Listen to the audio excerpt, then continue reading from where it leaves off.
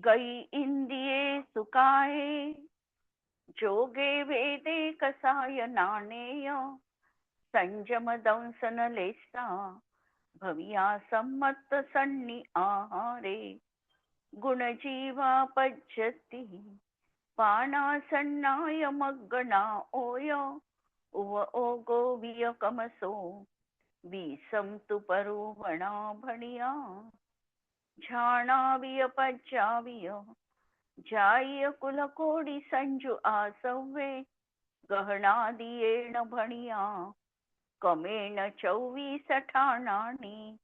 अंतिम शासननायक 1008 भगवान महावीर स्वामी की जय. द्वादशांग श्रुत देवी की जय. स्वाध्याय कक्ष संपेपर्यंत आपणा सर्वांना चतुर्विध आहाराचा त्याग असणार आहे.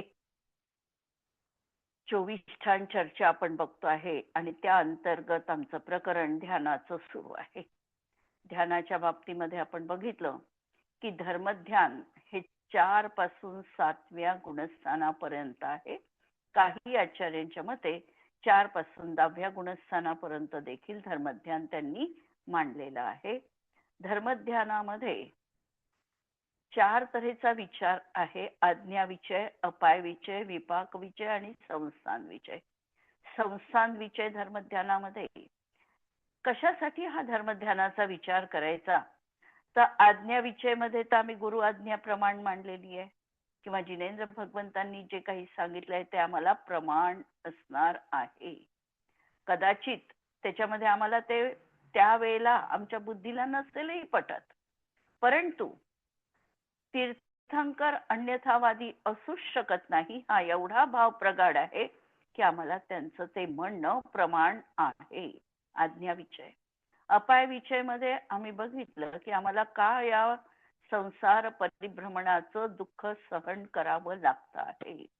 राग द्वेष मोह हे त्याचे मूळ कारण आहे आणि यांना आम्हाला जीवनातून कसं बाजूला करता येईल हे चिंतन करणं. विपाकामध्ये कर्माचा विपाक कशा प्रकारे कधी कुठे कोणत्या पद्धतीने आम्हाला फळ देईल हे सांगता येत नाही. म्हणून कर्म विपाकाबद्दल देखील निरंतर चिंतन करायचं की कर्म अशा प्रकारचं मी बांधणार नाही. जे माझ्या सत्तेत कर्म असेल त्याचं ही पुण्य प्रकृतीमध्ये संक्रमण होईल आणि हे कर्म हळूहळू नष्ट होणार आहे. मला माझ्या परिणामांच्या निमित्ताने कर्मापासून मुक्त व्हायचं आहे. आणि संस्थान विचय मध्ये आम्ही नेमकं या 3 लोकांमध्ये आमचं स्थान कुठे आहे, 3 लोकांची संरचना कशी काय आहे, आत्म्याचे आत्मप्रदेश किती आहे. लोकाकाश प्रमाण आत्म्याचे प्रदेश आहे. मग हे लोकाकाश प्रमाण म्हणजे कसं आहे, या सगळ्याचा विचार विपाक विचय धर्मध्यानात केलेला होता. आणि त्यानंतर शुक्ल ध्यानाला आमची सुरुवात झाली. शुक्ल ध्यानामध्ये आम्ही थोडं संयमाच्या व्याख्येमध्ये थोडी आणखी क्षायोपक्षमिक भाव कसा असतो हे देखील त्या ठिकाणी बघितलं. 18 प्रकारच्या क्षायोपक्षमिक भावामध्ये आम्हाला हा भाव कशावर म्हणजे उदयाभावी क्षय, सद्वत्सारूप उपशम आणि देशघातीचा उदय या 3 प्रक्रिया कशा रीतीने आम्हाला तिथे लावाव्या लागतात हे बघितलं. आज आम्हाला मनपर्यय ज्ञान किंवा अवधी ज्ञान नाही. याचा अर्थ आज आम्हाला मनपर्यय ज्ञानावरण कर्म आणि अवधी ज्ञानावरण कर्म यांच्या सर्वघाती स्पर्धकांचा उदय सुरू आहे, उदय आहे. आणि म्हणून आम्हाला यत्किंचित देखील हे ज्ञान प्राप्त नाही. एखादा 3 इंद्रियवाला जीव आहे, त्याला चक्षु दर्शन असत नाही, तर त्याला चक्षु दर्शनावर आवरण टाकणाऱ्या दर्शनावरण कर्माचा सर्वघाती स्पर्धकांचा उदय असणार आहे. एकेंद्रिय जीव आहे. एकेंद्रिय जीवाला फक्त स्पर्शनेंद्रियांनी जाणता येतो. त्यावेळेला बाकीच्या इंद्रियांनी होणाऱ्या ज्ञानाचा, मतिज्ञानावर आवरण टाकणाऱ्या कर्माचा त्यांना सर्वघाती रूपाचा उदय आहे. अशा तऱ्हेने उदय आणि देशघातीपणा आणि जीवाला क्षयोक्षम भावाची उपलब्धी यांचा मनामध्ये सांगड आम्हाला सातत्याने लावायची असणार आहे. इथपर्यंत आपण काल बघितलं आणि आम्ही आश्रवावर आलो होतो की शुक्ल ध्यानामध्ये आश्रव किती आहे. शुक्ल ध्यानाचा जर विचार केला आम्ही तर शुक्ल ध्यान हे 8व्यापासून पुढच्या गुणस्थानात आहे 14व्या गुणस्थानापर्यंत. या दृष्टीने जर आम्हाला आश्रव लावायचे असतील तर 8व्या गुणस्थानात शुक्ल ध्यान असताना किती आश्रव राहतील. मिथ्यात्व नाही आहे, अविरती नाही आहे. आता 8व्या गुणस्थानात कषाय किती आहे. 13 कसे कोणते. हा 13 कोणते. 4 संजोलनाचे आणि 9 कषाय. 9 कषाय असे 13 प्रकारचे तिथे कषाय आहे. आणि 9 नंतर योग. योग किती प्रकारचा. 9 प्रकारचा. 4 ज्ञान आणि 5 ज्ञान आणि 4 दर्शन. 5 ज्ञानोपयोग आणि योग लावायचा ना आपल्याला. योग लावायचे. 4 मनाचे, 4 वचनाचे आणि 1 औदारिक कायोग. 1 औदारिक कायोग असे 9 योग आहे. आणि म्हणून किती 8व्या गुणस्थानात त्यांना 22 प्रकारे आश्रव आहे. 9व्या गुणस्थानामध्ये परिस्थिती कशी झाली.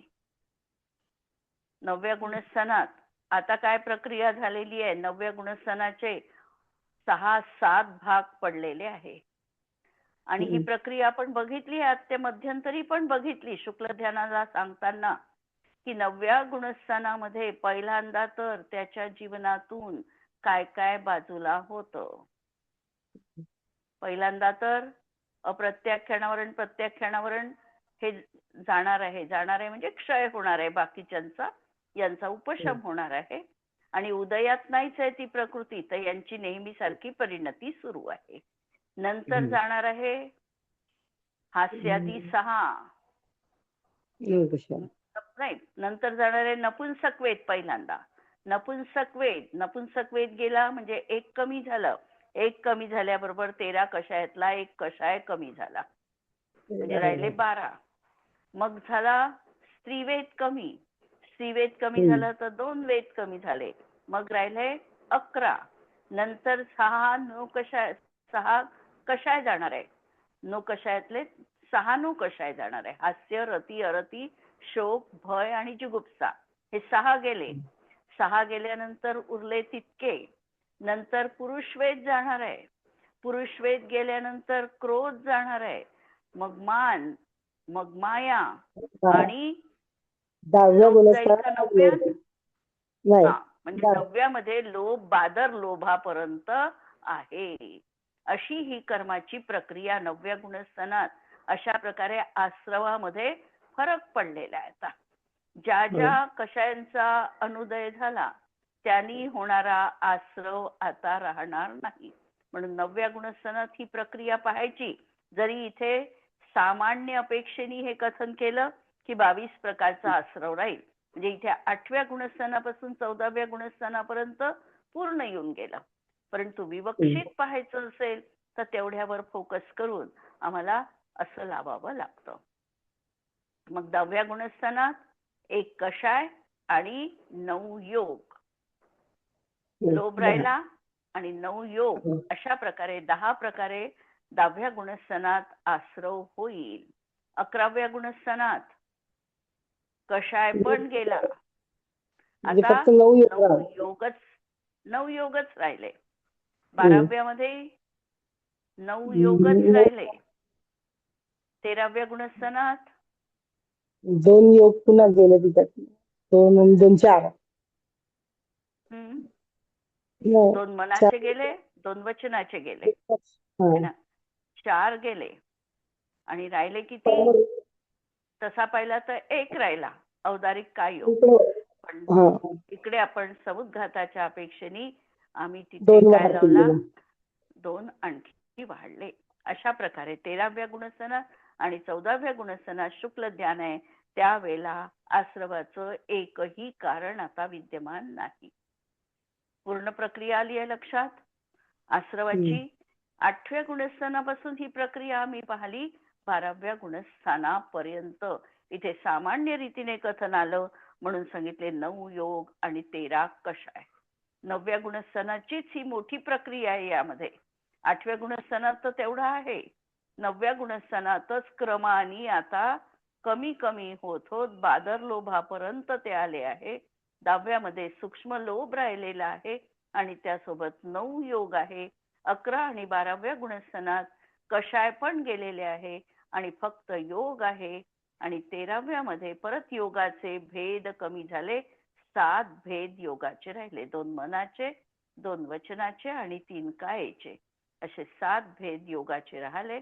आणि तेही ज्यांना समुद्घात होईल त्यांच्यासाठी, आणि जे समुद्घात करणार नाही त्यांना फक्त औदारिक कायोग राहील. त्या ठिकाणी दुसरा राहणार नाही, मिश्र किंवा कारमाण कायोग त्यांना राहणार नाही. जाती आता शुक्ल ध्यान आहे, शुक्ल ध्यान असल्यामुळे मनुष्य पर्यायीतच होणार आहे, म्हणून मनुष्य संबंधी 14 लाख जाती आणि कुल देखील मनुष्य संबंधी 14 लाख कुलकोटी, 14.5 नाही 14 लाख कुलकोटी एवढे त्यांचे. 14 लाख कुलकोटी. जाती आणि कुल याच्यामध्ये काय फरक आहे?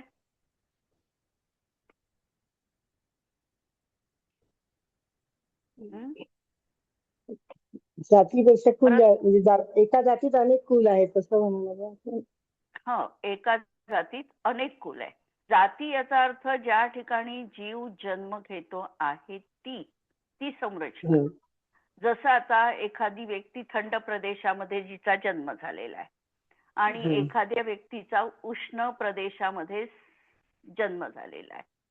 जन्म झाल्या असताना त्या ठिकाणची जशी परिस्थिती आहे, म्हणजे योनी जशी मिळणार आहे, जन्म होणं म्हणजे योनिस्थान, ही योनी जशी असणार आहे त्यानुसार जरी आम्ही त्या ठिकाणी असं म्हटलं की थंडपणा आहे, पण किती थंड?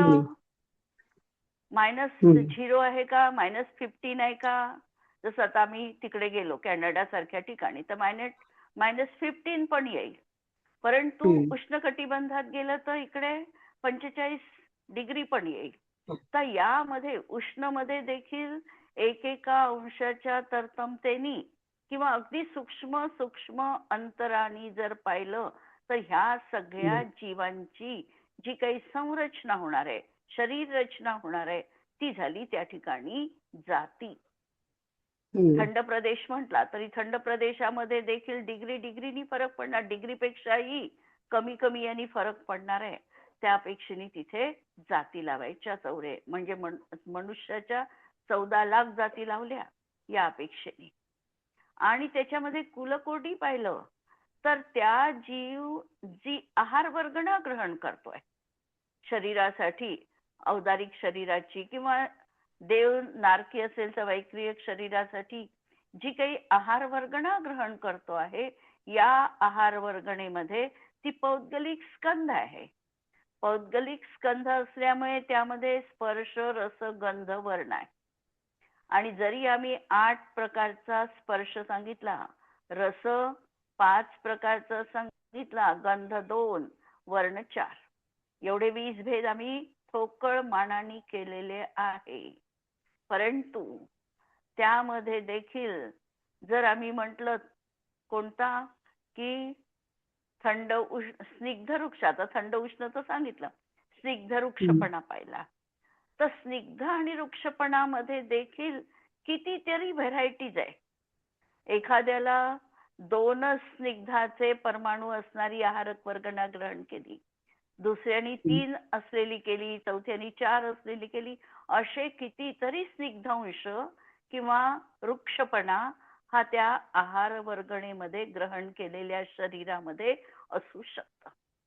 जसं आम्ही एखादी व्यक्ती गोरी आहे म्हणतो, गोरी आहे म्हणत असताना त्या गोरेपणामध्ये आम्हाला किती फरक दिसतो. काही गुलाबीसर गोरे आहे, काही पिवळसर गोरे आहे, काही पांढऱ्या रूपाचे आहे, त्याच्यामध्ये देखील अशा जशा वेगवेगळ्या वर्गणा त्या शरीराला ग्रहण केलेले आहे त्यानुसार त्याच्यामध्ये देखील जसा फरक आहे. आणि साकल्याने म्हटलं तर आम्ही पांढरच म्हणू त्याला, पण त्याच्यामध्ये देखील अनेक तऱ्हेचे प्रकार आहे. आहार वर्गणेमध्ये मुळातच हे फरक आहे आणि त्याला आम्ही कुल म्हटलेलं आहे. म्हणजे ही जी काही त्याच्यामध्ये एकेका अगदी समजा आता आम्हाला लाल रंगापासून गुलाबी रंग तयार करायचा आहे. पांढऱ्या रंगाचा एकच छोटा ब्रश लाल रंगात टाकला, काय झालं? जो पहिला लाल होता त्याच्यापेक्षा किंचित कमी झालेला आहे, पण अजून लालपणा गेलेला नाहीये, गुलाबीपणा आला नाही. 2 ब्रश मिसळले, 3 ब्रश टाकले रंग, असे टाकत टाकत टाकत कितीतरी आम्हाला त्याच्या वेगवेगळ्या छटा त्या ठिकाणी प्राप्त झालेल्या आहे. तर अशी जी आहार वर्गणा वेगवेगळ्या रूपाने वेगवेगळ्या जीवांनी जी ग्रहण केली तिला कुल म्हटल्या जातं. ठीक आहे. जाती आणि कुलामध्ये हा फरक लक्षात ठेवायचा आहे. आता प्रश्नाकडे वळू. प्रश्न पहिला, पृथक्त्व वितर्क विचार शुक्ल ध्यान किसे कहते है. याच्यामध्ये तर आम्हाला पहिल्यांदा शब्द समजले पाहिजे. पृथक्त्व म्हणजे काय, वितर्क म्हणजे काय आणि विचार म्हणजे काय. 3 शब्द आलेले आहे. म्हणून पृथक्त्व, वितर्क आणि विचार. वितर्कासाठी तत्वार्थ सूत्र दिलाय वितर्क श्रुतम, म्हणजे श्रुतज्ञानाचा जो काही विकल्प आहे त्याला, म्हणजे जोपर्यंत श्रुतज्ञान जीवाजवळ आहे त्या अवस्थेत त्याला जे ध्यान होईल त्या ध्यानाला वितर्क म्हणायचं. विचार कशाला म्हणायचं? तर विचारोर्थ व्यंजन योग संक्रांती ही. विचार हा अर्थ, व्यंजन आणि योग यांची संक्रांती. म्हणजे काय झालं? विचार. विचार याचा अर्थ आम्ही मनात जो विचार करतो तो नाही. विचार याचा अर्थ की आमचा जो अर्थ आहे, विचार करण्याला आम्ही जे काही पदार्थ घेतलेला आहे त्या पदार्थाला विचार म्हणायचं. आणि त्याच्यामध्ये बदल झाला. समजा आम्ही शुद्ध जीवद्रव्याचा विचार करत आहोत. विचार करत असताना आम्ही त्या जीवाच्या गुणांच्या अवस्थेत आलो, बदलला पदार्थ, किंवा पर्यायीवर आलो, बदललं, म्हणून अर्थ बदल. नंतर अर्थ व्यंजन. व्यंजन म्हणजे शब्दांमध्ये बदल. शब्द आमचे बदलले. ओम होता पहिल्यांदा, ओम ह्रीम झाला, नमः जोडलं, किंवा अनेक असे काही काही त्या ठिकाणी व्यंजनांमध्ये संक्रांती झाली, बदल झाले. आणि तिसरं अर्थ, व्यंजन आणि योग. योगामध्ये बदल झाला. ध्यान करायला बसलो होतो तेव्हा मनाचा विकल्प सुरू होता. मनाच्या माध्यमातून माझा आत्मा कसा आहे असा विकल्प सुरू होता. योग बदलला, वचन योग झाला, आणि तोही बदलला. काय योगात तो जीव आला. काहीही होऊ शकतं. असं जिथे बदल आहे, अशी जिथे विचारांची पलटणी आहे, याला म्हणायचं विचार. असा जिथे बदल आहे त्याला विचार असं म्हणायचं. आणि पृथक्त्व याचा अर्थ, पृथक्त्वामध्ये काय केलेलं आहे? वेगवेगळेपणा आहे. मन वचन कायची वेगळेपणा आहे, या सगळ्यांना एका शब्दात सांगितलं की पृथक्त्वपणा आहे. काय सांगतात आहे? पृथक्त्व विचार वितर्क, पृथक्त्व वितर्क विचार ध्यान में अनेक द्रव्यों का, या अनेक प्रकार के द्रव्यों का ध्यान होता है.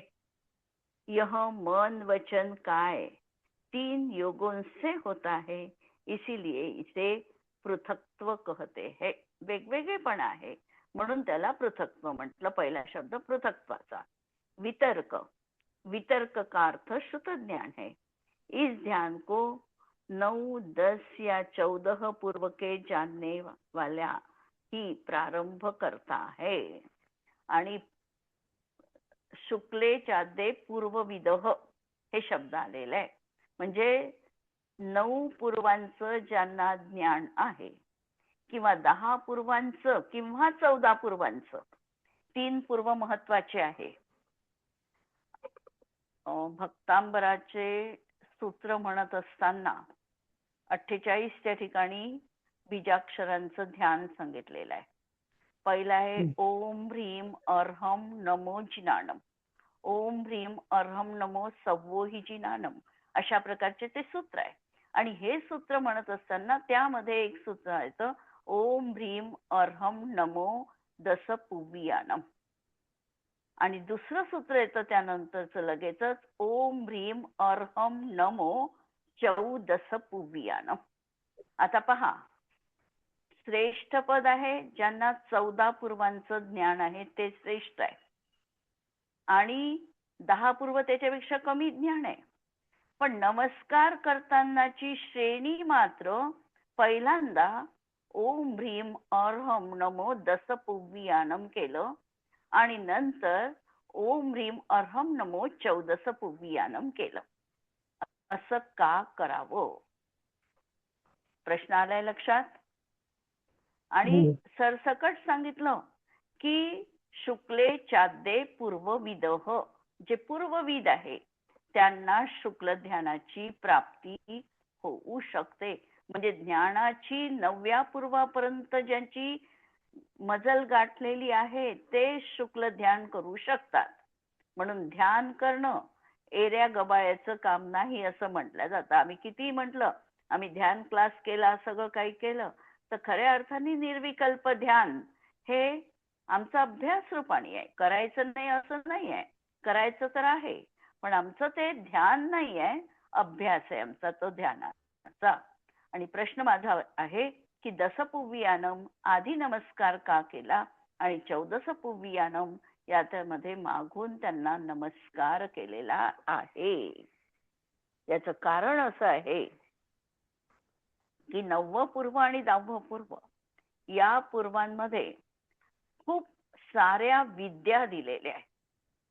500 महाविद्या आणि काही क्षुद्र विद्या, अशा तऱ्हेच्या ह्या विद्या सिद्ध करण्याचे मंत्र 9व्या लघु विद्यानुवाद पूर्व आणि 10व्या पूर्वामध्ये आलेले आहे. आज आपल्याजवळ ते ग्रंथ उपलब्ध नाही, काही प्रमाणात आहे ते ग्रंथ, पण त्या ग्रंथाचं मात्र कुणीही वाचन केलेलं नाहीये. तर ते ग्रंथ अशा प्रकारे मंत्रशास्त्रांनी परिपूर्ण असे ग्रंथ आहे. कशावर कोणता मंत्र उपयोगी आहे, कोणाला जर वश करायचं असेल तर कोणता मंत्र वापरायचा, या सगळ्यांचं त्याच्यामध्ये विवरण आम्हाला या 9व्या आणि 10व्या पूर्वात दिसतं. आता जर ह्या विद्यांचं अध्ययन करत असताना एखादी व्यक्ती या विद्यांमध्ये अडकली, त्या विद्येच्याच आहारी गेली, जसं रूपांतरण, जीवाचं रूपांतरण करण्याची विद्या आहे, जीवानी आपले वेगवेगळे रूपच धारण केले, तर तशा प्रकारच्या या विद्येमध्ये तो जर अडकला तर पुढे त्याला ध्यान सिद्धी होत नाही. तो विद्यांमध्ये अडकतो आणि म्हणून तो भिन्न दसपूर्वी म्हटल्या जातो. परंतु जो या विद्यांच्या मोहात अडकत नाही, आणि विद्यांच्या मोहात का अडकतो, तर भय, आशा, स्नेह आणि लोभ, किंवा मला कुणीतरी मोठेपणा दिला पाहिजे, कीर्ती, पद, प्रतिष्ठा यांच्या व्यामोहात येऊन व्यक्ती अशा प्रकारे या विद्यांमध्ये फसते, अडकते. जी अडकली तिची घसरण आहे, ती पुढे नाही जाणार. आणि जिनी या विद्या सिद्ध झाल्या तरी देखील त्या विद्यांचा काहीही मला उपयोग नाही, अशा प्रकारे त्या विद्या देवतांना ज्यांनी वापस पाठविलं, मला तुझा काही उपयोग नाही, मी शिकत असताना ही विद्या मला सहज साध्य झाली आहे, मला याचा काहीही उपयोग नाही, तुम्ही आपल्या स्थानी जाऊ शकता. अशा प्रकारे या विद्यांच्या जे अतीत गेले ते मग 14 पूर्वधारी बनू शकले. म्हणून पहिल्यांदा दसपुव्वियानम यांना नमस्कार केला आणि नंतर 14 पुव्वियानम, की 10 पूर्वामध्ये जर अडकला नाही तो निश्चितच 14 पूर्वापर्यंत जाणार आहे.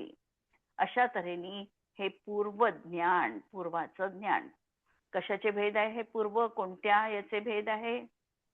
श्रुतपंचमी जवळ नाही आहे, अजून वेळ आहे म्हणा, पण तरी देखील पूर्व कशाचे भेद आहे?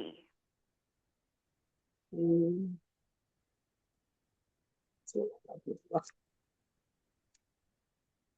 11 अंग 14 पूर्व जिनवाणी मध्ये 11 अंग सुतक आणि ज्ञान 14 पूर्व. बरोबर आहे, हे बरोबर आहे. आमचं जिनेंद्र भगवंतांनी जे प्रतिपादन केलं ते किती अंगामध्ये निबद्ध आहे? तसं 12 अंगात 11 अंग म्हणतो आपण, पण 12 अंगात विभक्त आहे. आणि हा, मग 12व्या आता अंगाचे हे कसं मेळ 14 पूर्व आहेत बसवायचा? का मग? हा, म्हणजे 11 अंग आणि 14 पूर्व आम्ही असं म्हणतो, परंतु वास्तविकतः याच्यामध्ये काही श्रुताचे भेद सुटून जातात. काय आहे? 12 अंगाचं ज्ञान आहे. 12 अंगामधला शेवटचा जो अंग आहे, पहिला आणि शेवटचा तरी ज्ञात असला पाहिजे. पहिला कोणता? समवायांग, आचारांग. आचारांग. पहिला आचारांग. पहिला. आणि पहिला आचारांग आहे.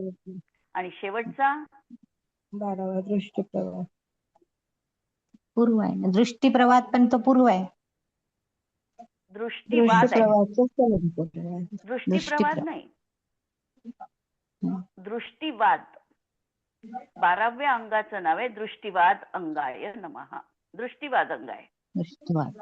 या 12व्या अंगाचे 5 भेद आहे. त्याच्यामध्ये एक भेद आहे पूर्व, आणि त्या पूर्वाचे हे 14 भेद आहे. आणि नंतरचा दुसरा भेद आहे प्रथमानुयोग, चूलिका, प्रकीर्णक. प्रकीर्णक. हा, असे हे 5 भेद आहे. 5वा भेद कोणता आहे? प्रज्ञप्ती. प्रज्ञप्तीचे 5 आहे. सूर्य प्रज्ञप्ती, चंद्र प्रज्ञप्ती, जम्बूद्वीप हे. नंतर चूलिकाचे आहे 5 भेद. नंतर प्रथमानुयोगाचा भेद नाही आहे, पूर्वाचे 14 भेद केलेले आहे. म्हणून आम्ही 11 अंग 14 पूर्व म्हणतो. ठीक आहे, बरोबरही आहे ते, पण तरीही त्याच्यामध्ये हे काही भेद आम्हाला जोडावे लागतात. ठीक आहे. तर अशी ही जी द्वादशांगवाणी आहे, जिनवाणी आहे, या जिनवाणीमध्ये जे पूर्वाचं आहे, 14 पूर्वाचं जे अध्ययन करणारे जीव आहे, त्यांनी ते अध्ययन करत असताना 10व्या पूर्वापर्यंत आले, अडकले, ते भिन्न दशपूर्वधारी, आणि जे त्याच्याही पार निघून गेले ते 14 पूर्वधारी. अशांना ध्यान करण्याची पूर्ण पात्रता त्यांची असणार आहे. त्यांना सहज रीतीने ध्यान होईल. ते जरी गोंधळात असले, बाजार से गुजरा हूं पर बाजार में नहीं अटका. बाजारातून चाललाय पण बाजारात नाही मन. कुठे? ध्यानामध्ये. असंही असतं. त्याच्यासाठी सांगितलं याच्यामध्ये, ब्रुवनपी ही न ब्रुते, गच्छनपी न गच्छती, स्थिरी कृतात्म तत्वस्तु पश्यनपी न पश्यती. कसा आहे हा ध्यानधारी? तर गच्छनपी न गच्छती, चालत आहे पण चालत नाहीये. ब्रुवनपी ही न ब्रुवंती, बोलत आहे पण बोलत नाही. पश्यनपी न पश्यती, पाहतो आहे पण पाहत नाही.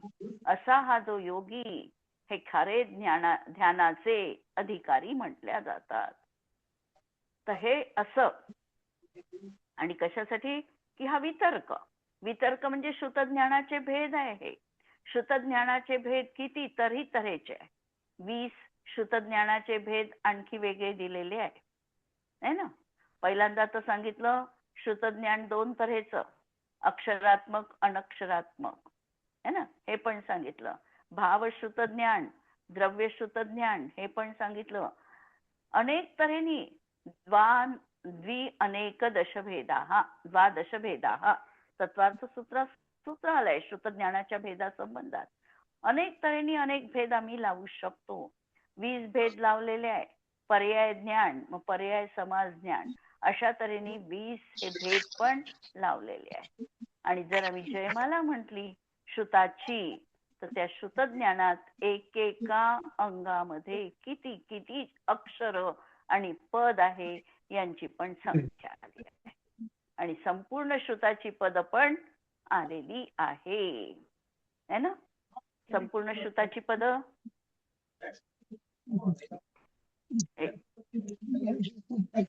कोटी शतम द्वादश चैव कोट्या लक्ष म्हणतो ना ते.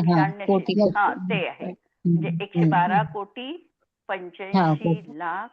आणि मलाही तो आकडा नाही आठवत एकदम, पण कोटी शतम द्वादश चैव कोट्यो लक्षाण्यशीतिस्त्रधिकांश्चैव पंचाष्टदष्टोच सहस्र संख्यक मेतश्रुतम पंचपदम. अशी ही शेवटी 5चा आकडा आहे तो. 112 कोटी आणि शेवटी 5 आहे. तर एवढी ही श्रुताची पद आहे. या श्रुताच्या पदामध्ये कुठल्याही पदाचा विकल्प घेऊन जेव्हा विचार सुरू आहे, तो झाला आमचं श्रुताचं म्हणजे क्षयोक्षमाने म्हणजे आपण शब्द घ्यायचे ना की गाथा घ्यायच्या. गाथा शब्द पण प्रत्येक शब्दामध्ये काय आहे, काही ना काही. जसे आता ध्यान सूत्रांनी जर आपण बघितलं तर ध्यान सूत्रांमध्ये एकेका शब्दाचा अर्थ आहे. अ म्हटलं तर काय घ्यायचं, आ म्हटलं तर काय घ्यायचं, ई ई कोणताही शब्द. कारण आमचे जे संस्कृतचे किंवा प्राकृत शब्द आहे, या शब्दांना ओरिजिनल अर्थ आहे. आम्ही मा म्हटलं तर माचा अर्थ काय आहे, मा याचा अर्थ आहे लक्ष्मी. प्रत्येक शब्दाला असा आमच्या ह्याच्यामध्ये अर्थ आहे. आणि म्हणून शब्दाचंही उच्चारण केलं. ओम कोणताही, याला म्हणून मातृका वर्ण म्हटलेला आहे. यापासून पूर्ण आमचं श्रुताची पद निर्माण झालेली आहे. अशी अक्षरांचंही ध्यान करू शकतो. आणि आपण सरस्वतीच्या मया दृष्टा सरस्वती असं ते एक वाक्य येतं त्याच्यात सरस्वतीच्या स्तोत्रामध्ये. मया दृष्टा याचा अर्थ ती व्यक्ती त्या स्तोत्राशी एवढी तन्मय झालेली आहे की त्या स्तोत्राची देवता जी आहे ती समोर उभी राहिलेली आहे. म्हणून मया दृष्टा हे शब्दाला मी पाहिली. पाहिली म्हणजे चक्षु इंद्रियांनी मी बघितलं तिला, अशा प्रकारचं ते त्यामध्ये वर्णन आलेलं आहे. याचा अर्थ जेव्हा आम्ही हे बीजाक्षरांचं किंवा याच्यामधला आम्हाला अर्थ कळत नाही, पण तो बीजाक्षर ज्या वेळेला फलीभूत होतो त्यावेळेला त्यांची जी देवता आहे ती त्या ठिकाणी सन्मुख होते असं म्हटल्या जातं. अशी ही विद्यासिद्धी आहे ही. अर्थात उत्तम संवर्णन वाल्याला होऊ शकतं, तितकं एकाग्रता चित्त पाहिजे आणि तितका जीवनामध्ये नियमांमध्ये देखील व्यक्ती बद्ध असावी लागते. जर ध्यानाची साधना करायची असेल, कुज्ञान असतील मी म्हणते, पण कुज्ञान देखील सिद्ध करायला त्यांना बऱ्याच नियमावलींचं पालन करावं लागतं. आणि म्हणून आज कुविद्या देखील कमी प्रमाणात झालेली आहे. त्यांचा देखील फारसा उपयोग दिसत नाही. ज्या 50 वर्षापूर्वी कुविद्या प्रभावी होत्या त्या आज इतक्या प्रभावी दिसत नाही. ह्याचं कारणच हे आहे की आज त्यांचंही खानपान किंवा त्यांचेही जे नियम आहे हे शिथिल झालेले आहे. तर हे निघालं सगळं आपलं कशावरून, वितर्क. की श्रुतज्ञानाचं कोणतंही अक्षर असेल आणि श्रुतज्ञानामध्ये सांगितलेले आहे श्रुतज्ञान हे कितीतरी अक्षर आहे आणि त्यातून मध्यम अक्षरांच्या माध्यमातून ही संपूर्ण रचना झाली आहे. आणि ते मध्यम अक्षर म्हटलं तर 20 डिजिटल वाला तो आकडा आहे, 20 डिजिटलचा मध्यम पदाचा. अशा तऱ्हेने हा वितर्क झाला. उद्याला आपण नंतरचं प्रकरण पाहू. आज आपली वेळ झाली. जिनवाणी के ज्ञान ते तुझे लोकालोक, सो जिनवाणी मस्तक नमो सदा देत हूँ को. नमो अरिहंताणं नमो सिद्धाणं नमो आयर्याणं नमो वज्रायाणं नमो लोहे सव्वसाहुणं. सर्वांना जय जिनेंद्र.